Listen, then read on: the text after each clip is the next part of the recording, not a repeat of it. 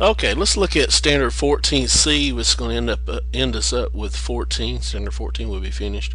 Explain U.S. involvement in Latin America as reflected in the Roosevelt Corollary to the Monroe Doctrine and the creation of the Panama Canal. So U.S. involvement in Latin America as reflected by the Roosevelt Corollary to the Monroe Doctrine. So the Roosevelt Corollary to the Monroe Doctrine is going to make the United States more involved in Latin American affairs. Okay, so that's one thing we need to discuss. And the creation of the Panama Canal. So let's jump into that. Our focus is on U.S. involvement in Latin America caused by the Roosevelt Corollary. We're going to look at those.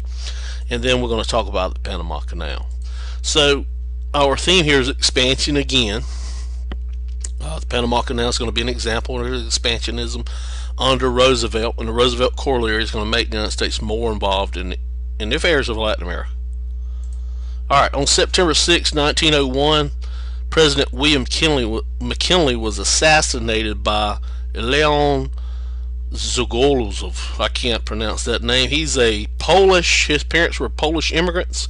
He worked in a steel mill around 1898, and he and his brothers were fired from the steel mill, and they had a strike there. A lot of people died, but he became an anarchist communist, and eventually set out to kill President McKinley to set an example for anarchy.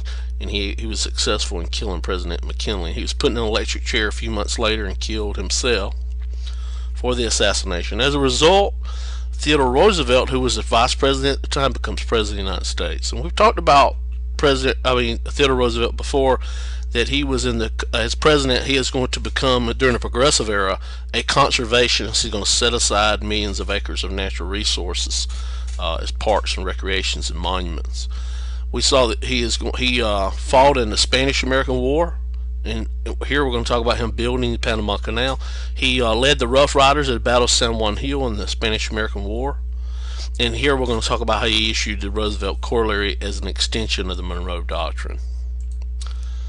President Theodore Roosevelt, in a speech as Vice President of the United States in Minnesota in 1901, September the 2nd, he is going to say, "There is a homely adage which runs, speak softly and carry a big stick. You will go far.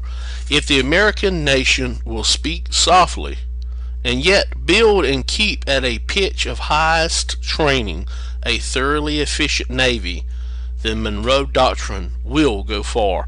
This is a speech that he gave, speak softly and carry a big stick, and he refers to the Monroe Doctrine and the efficient U.S. Navy. And because of this, in U.S. history, we refer to his foreign policy as big stick diplomacy. And we refer to this big stick as the new steel United States Navy that we call the Great White Fleet. So by the time he becomes president, we have this huge fleet of Navy vessels made out of steel, up-to-date modern technology for the time, and we call that Navy the Great White Fleet. And they actually went on a world tour to show their mighty power.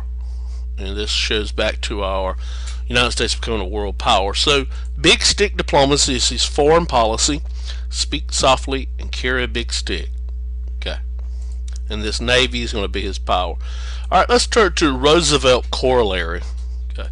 If you recall, in 1823 we talked about the Monroe Doctrine, where James Monroe warned European nations not to try to colonize in the Western Hemisphere. And we said the reason he did that is because Spain had lost a lot of its territories as a result of Napoleon Bonaparte in Europe, and that after Napoleon Bonaparte had been banished to the island of Elba and that was over with, there was fear, the United States feared that European nations would try to come back and recolonize Mexico and a few other Spanish,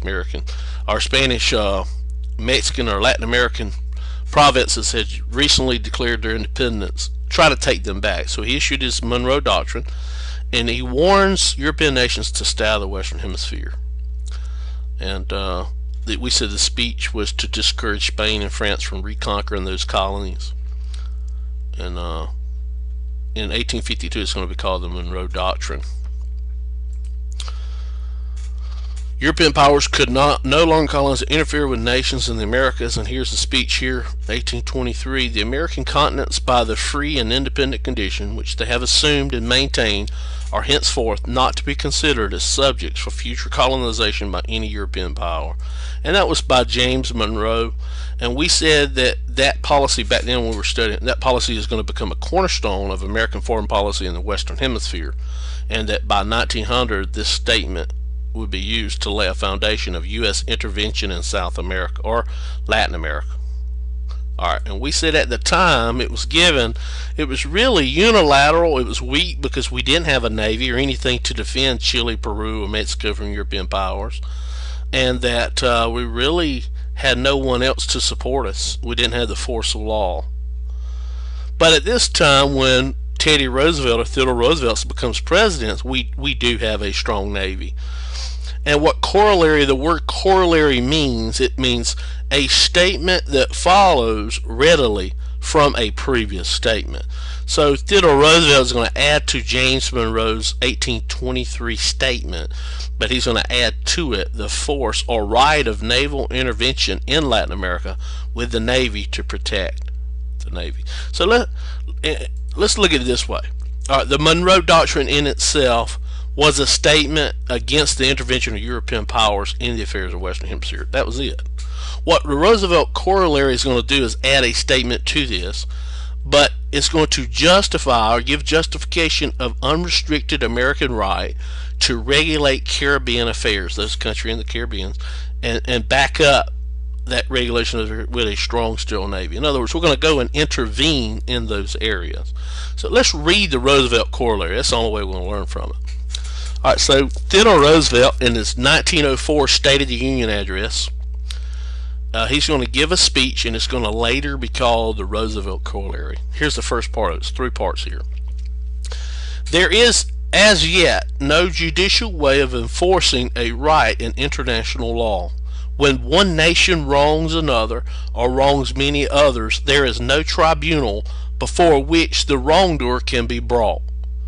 Until some method is devised, a sufficient armament would have to be kept to serve the purposes of international police to repel any wrong. In other words, he's given justification for having this strong steel navy, this great white fleet, and he's saying that if one nation wrongs another or many others, there's no international tribunal or court to bring it to, so we need to have a strong navy so we can keep peace in the Western Hemisphere. In other words, to serve as international police officers, so to speak. Alright, in the second part he says, if a nation shows that it knows how to act with reasonable efficiency, he's talking about these nations in the Caribbean and in Latin America. If a nation there shows that it knows how to act with reasonable efficiency and decency in social and political matters, if it keeps order and pays its obligations, it need fear no interference from the United States. He says, so if these countries in Latin America and in the Caribbean can pay their bills to these European powers over in the Eastern Hemisphere and then behave themselves, they don't have to worry about the United States interfering in their affairs. Okay? But Venezuela at the time owed money to Great Britain, and some of their ships attacked some British ships, and Theodore Roosevelt was afraid Great Britain and other nations would be coming over into Caribbean to colonize again, so he's going to make this speech here. Alright, then he says, chronic wrongdoing or an impotence which results in general loosening of the ties of civilized society may in America, that's within America itself, as elsewhere, ultimately require intervention by some civilized nation.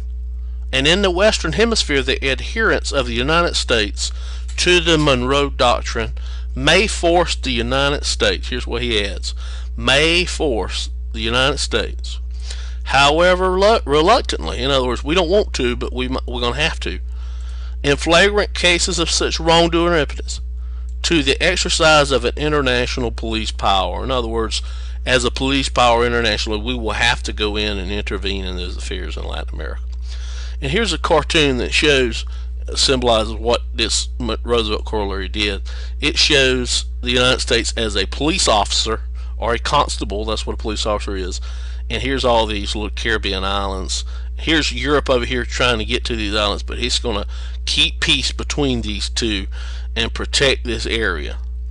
So what this Roosevelt Corollary is going to do is expand the role of America in Central America and in the Caribbean. In other words, Latin America. We're going to become more involved in the affairs of Latin America. In other words, we're going to go beyond what the Monroe Doctrine gave. So the corollary is in addition to the Monroe Doctrine by Roosevelt, and it's going to expand the role of the United States in the Caribbean and Latin America. So we become a world power. And we're going to use this big stick that we're going to use peace with is this Navy.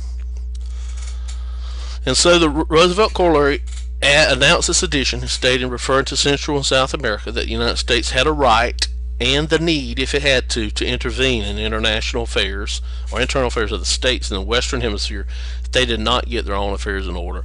And here's a cartoon showing the U.S. Steel Navy. Here's Teddy Roosevelt. Here's this big gun here, and on the end it has Monroe Doctrine. Here's a European power trying to mess with the Republic of Santo Domingo. So this shows us as our new expansive role as police power in the Western Hemisphere.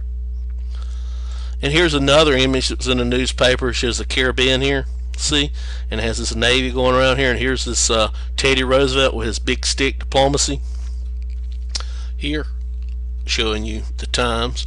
And here's one of the Navy ships. I think it's the USS Kentucky, if I'm not mistaken.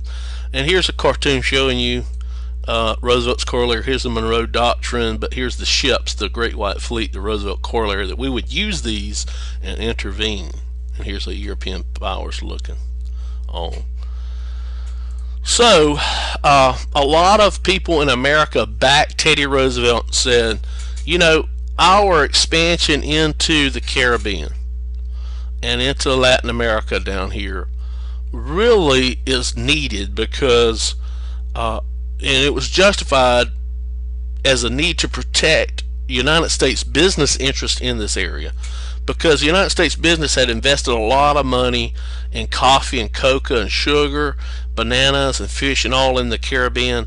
And they said that, you know, they supported Roosevelt, these business interests supported Roosevelt, and said that the U.S. businesses there and industry there and property throughout the Pacific Ocean and here in the Caribbean needed to be protected by that Navy. We needed to do this. So they're going to support and justify his use of expansion in these areas for that reason. All right, let's turn to Panama Canal. This new Steel Navy and this big stick diplomacy is going to be used by Roosevelt to kind of bully his way into getting the Panama Canal. And there's the Monroe Doctrine. There's a little cartoon here. Roosevelt was very aware of the need for a shortcut for the Navy to get from the eastern United States, from New York City to the western California, and he began to use the big stick diplomacy and Navy to make that happen in Panama.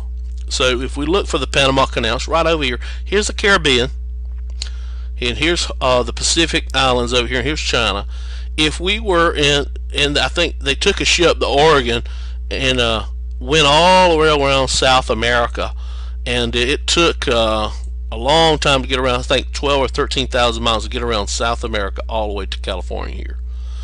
And Roosevelt and a lot of other people said that, you know, if we could shorten this route by getting a shortcut right through here, right through the Panama, this small isthmus, and an isthmus has a small strip of land with ocean on each side, the Isthmus of Panama, we could shorten our trip by 8,000 miles, and that could get us to California or get us to these islands over here in China a lot quicker. So Congress passed legislation that said that the president could go into Panama or ask Colombia or go into deal with Colombia to get the Panama Canal. Excuse me. So the Panama Canal is a small isthmus or strip of land, and they want to dig a canal right through here to get from the Caribbean Sea to the Gulf of Panama and then to the Pacific Ocean to move ships through there, whether it be naval ships or whether it be ships going to market. Okay, so here's the Panama Canal here area. Here's the Caribbean Sea over here, Pacific Ocean. They want to shorten the travel, cut a little shortcut through there. The problem is that Colombia, the country of Colombia in South America, Panama was part of Colombia. So the United States went down to Colombia and asked Colombia, hey, will you sell us this small strip through here so we can build a canal? Colombia said, no. No, we're not going to sell it to you. Sorry, buddy. Have a nice day. So Roosevelt was not the type of person to take no for an answer. So the country of Panama really wanted its independence from Colombia. So what Roosevelt's going to do is going to help Panama get its independence from Colombia, and as an agreement, Panama agrees to give the canal area to the United States to build a Panama Canal through there. And so that's exactly what's going to happen. Now, the United States is not going to invade Colombia. Don't get me wrong here. What it's going to do is take this Navy and line it up here in Panama and protect Panama just by putting this Navy there from Colombia, aggressively taking Panama back while it's declaring its independence. So here's the line. What happens? The United States offers to buy the Panama Canal. Colombia says, nope, not selling. So the United States goes into Panama and backs Panama, or gives them support in their independence or their rebellion for independence. And as a part of that deal, Panama agrees to give the canal to the United States. And here's a cartoon that's in the newspaper.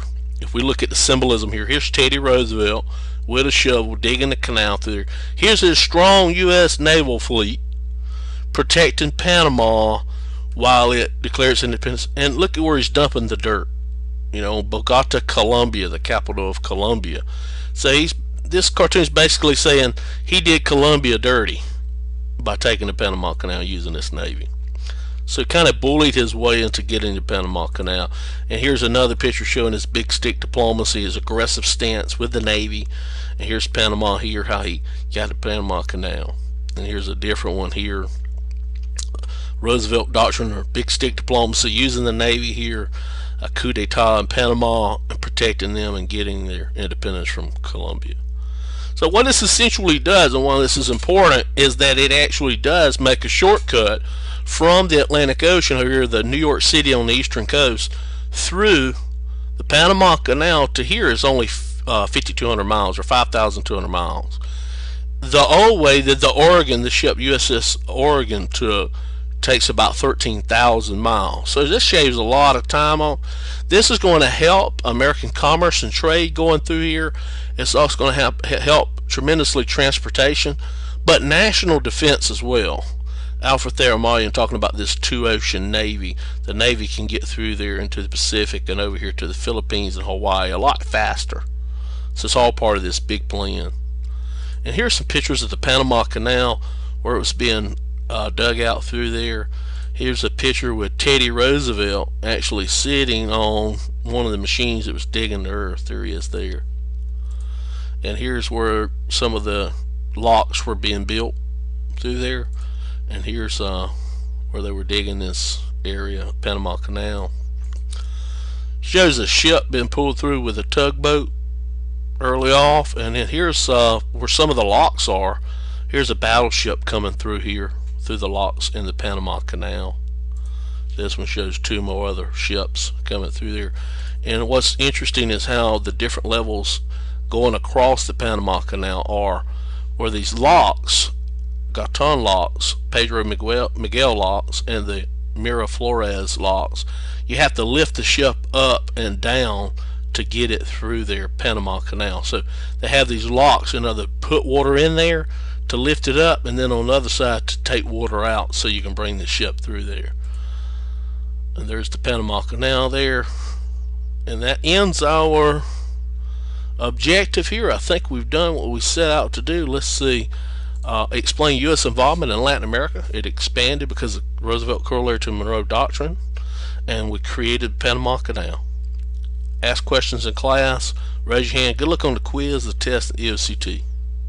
U.S. Navy, and because of this, in U.S. history we refer to his foreign policy as big stick diplomacy, and we refer to this big stick as the new steel United States Navy that we call the Great White Fleet. So by the time he becomes president, we have this huge fleet of Navy vessels made out of steel, up-to-date modern technology for the time, and we call that Navy the Great White Fleet. And they actually went on a world tour to show their mighty power. and this shows back to our United States becoming a world power. So big stick diplomacy is foreign policy. Speak softly and carry a big stick. Okay, let's look at Standard 14C, which is going to end us up with 14. Standard 14 will be finished. Explain U.S. involvement in Latin America as reflected in the Roosevelt Corollary to the Monroe Doctrine and the creation of the Panama Canal. So U.S. involvement in Latin America as reflected by the Roosevelt Corollary to the Monroe Doctrine. So the Roosevelt Corollary to the Monroe Doctrine is going to make the United States more involved in Latin American affairs. Okay, so that's one thing we need to discuss. And the creation of the Panama Canal. So let's jump into that. Our focus is on U.S. involvement in Latin America, but caused by the Roosevelt Corollary. We're going to look at those. And here we're going to talk about how he issued the Roosevelt Corollary as an extension of the Monroe Doctrine. President Theodore Roosevelt, in a speech as Vice President of the United States in Minnesota in 1901, September the 2nd, he is going to say, there is a homely adage which runs, speak softly and carry a big stick. You will go far. If the American nation will speak softly and yet build and keep at a pitch of highest training a thoroughly efficient Navy, the Monroe Doctrine will go far. This is a speech that he gave, speak softly and carry a big stick, and he refers to the Monroe Doctrine and the efficient. And then we're going to talk about the Panama Canal. So our theme here is expansion again. The Panama Canal is going to be an example of expansionism under Roosevelt, and the Roosevelt Corollary is going to make the United States more involved in the affairs of Latin America. Alright, on September 6, 1901, President William McKinley was assassinated by Leon Zagorolov. I can't pronounce that name. He's a Polish, his parents were Polish immigrants. He worked in a steel mill around 1898, and he and his brothers were fired from the steel mill, and they had a strike there. A lot of people died, but he became an anarchist communist, and eventually set out to kill President McKinley to set an example for anarchy. And he was successful in killing President McKinley. He was put in an electric chair a few months later and killed himself for the assassination. As a result, Theodore Roosevelt, who was the vice president at the time, becomes president of the United States. And we've talked about Theodore Roosevelt before, that he was as president, he is going to become, during the progressive era, a conservationist. He's going to set aside millions of acres of natural resources as parks and recreations and monuments. We saw that he fought in the Spanish-American War, and here we're going to talk about him building the Panama Canal. He led the Rough Riders at the Battle of San Juan Hill in the Spanish-American War.